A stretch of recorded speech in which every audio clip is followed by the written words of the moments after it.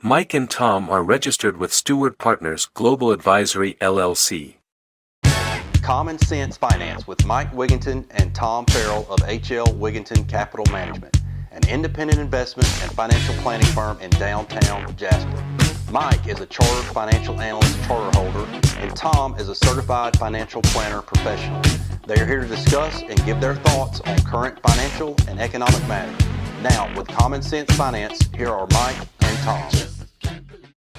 All right, everybody, welcome back to another edition of Common Sense Finance. I'm Mike Wiginton, and I'm with the infamous Tom Farrell. And today, Tom's going to be leading us through a conversation on financial planning basics. And you know, the interesting thing to me is because we talk about, as we should, the whole financial planning realm a lot. But when you started on this idea about this podcast, about doing some of the more basic concepts, it kind of dawned on me that makes a lot of sense to me, because we get so many calls about people that from people that say, I wish you would explain more basic things, more basic items.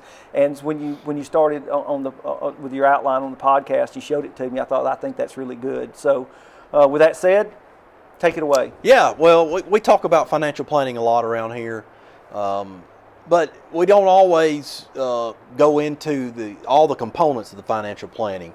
So that's what I wanted to do today. Just go through a quick outline of what all is involved in putting together a financial plan and the areas of importance and how we start really just putting the plan together from basics.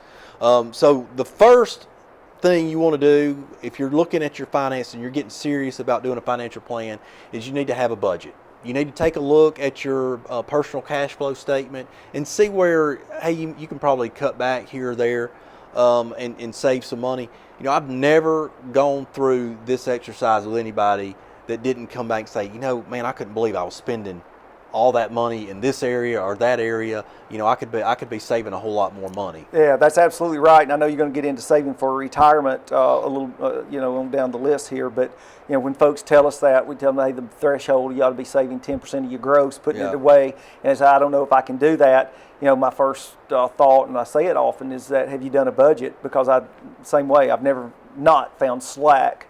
You know, where I was overspending or surprised that I was spending as much as I was on in a certain area. Right.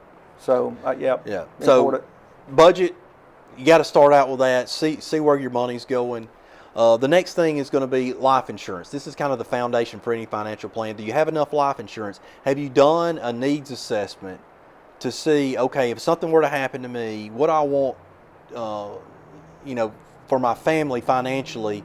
How much do I need to take care of those basic needs, like continuing to make the house payment, making sure the kids have money to go to college, things like that.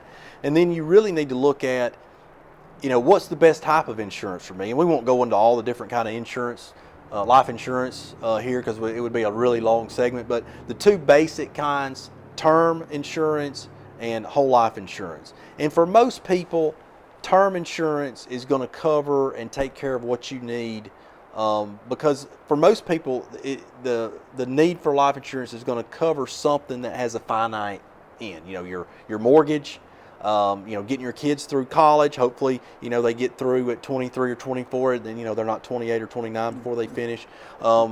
Things like that. Hey, I want to make sure my wife's taken care of. I want to make sure that we have money. I need a term insurance policy that's going to last me until I retire.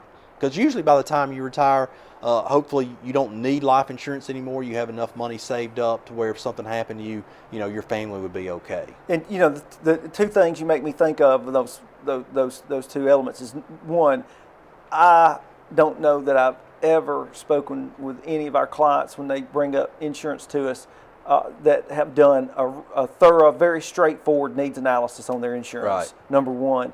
And number two, I would say, and I'd like to hear you comment on this, that if you're looking for an investment, that's not insurance. And I'm not saying that because we can't do it. We're both insurance licensed.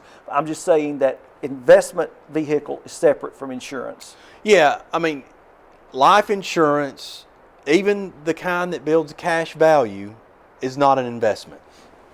And there's even, like I said, I wouldn't get into all the different kinds, but there's even a variable life insurance where there's actually, mutual funds in there, but it's not an investment.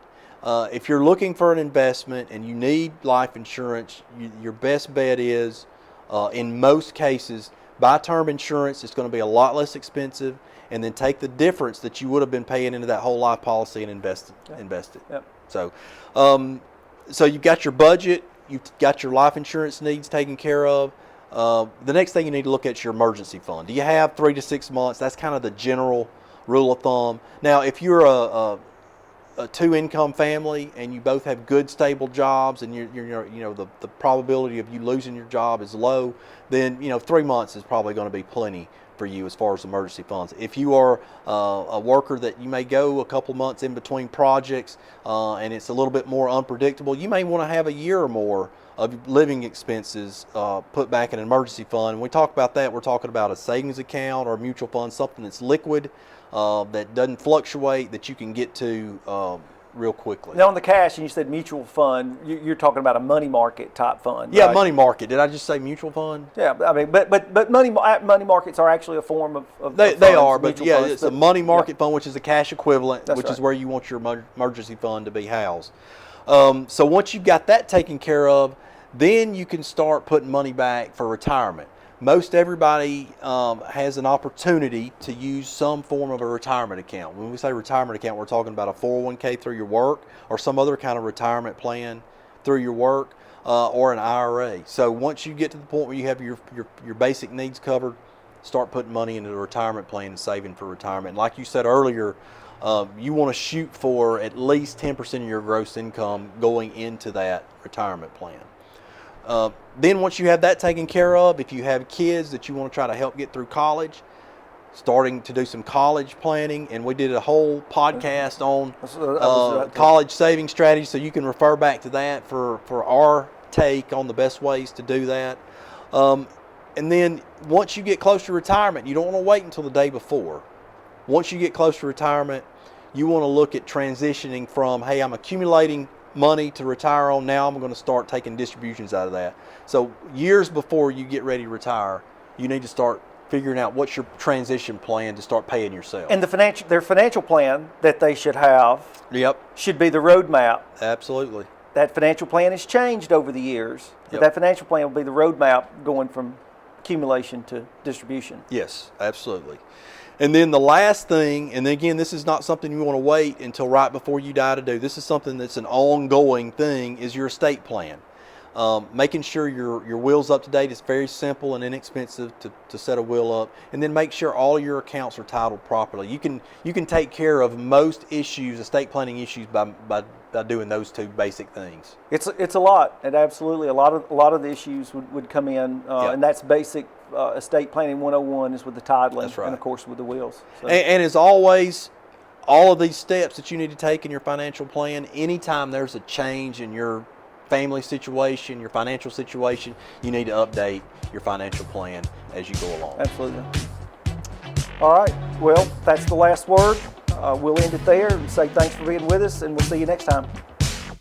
Just can't believe all the things people say. Controversy. Am I black or white? Am I straight or gay? Controversy. Do I believe God? Do I believe me? Controversy.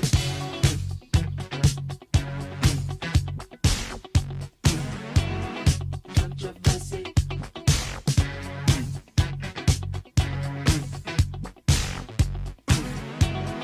Controversy.